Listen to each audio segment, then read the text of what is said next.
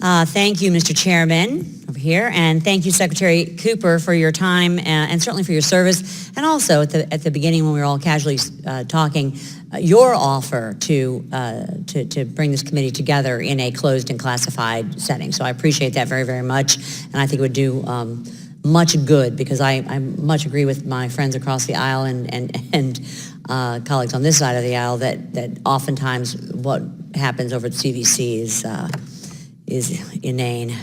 So while I understand the strategic imperative to reassure regional partners standing against an aggressive Iran, I am seeking to better understand the administration's decision, I think we all are, to sidestep normal processes, especially giving ongoing reports, frankly, of Saudi human rights abuses. Very important to me. Russia remains, sir, the largest arms supplier to the strategically important Asia-Pacific region. How do the pending arms sales to partners in the Middle East affect long-term efforts to convince Asia-Pacific countries to buy American? Thank you, Congresswoman Wagner. I actually just came back from South Asia, and there was some honest, if not difficult, conversations with partners about their current status. They're wanting to have a more deep, fulsome relationship with the United States. However, they needed to find ways to off-ramp some legacy requirements or legacy equipping from, say, Russia. Earlier in this hearing, I referenced in my testimony CATSA sanctions. Right. That's a tool. That is a tool that Congress provided the administration. It is certainly a tool that's available in any of our partnerships. Again, being in an open forum, I don't want to go into detail where we're looking for that to be applied, but it is certainly something that having that as a tool factors in our discussions and negotiations bilaterally with Well, I'm comforted to know that you were there and that you're having these discussions, and I look forward to perhaps some more detail in that regard. So, if, as you mentioned in your testimony, none of the sales would alter the military balance of power in the region, why are emergency procedures necessary, Mr. Secretary? Yeah, again, as noted, these were not new sales. We're not introducing new technology, new capabilities. What made it an emergency was a confluence of these conditions.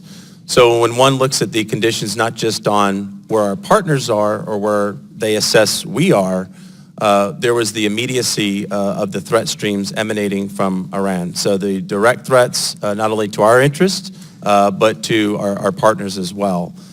Couple that, the being able to reassure our partners that we're still with them, and then also add to the layer, also referred to here earlier, of sending a message to our near-peer adversaries that do not take advantage of the current threat posture in the region. We are standing with our partners.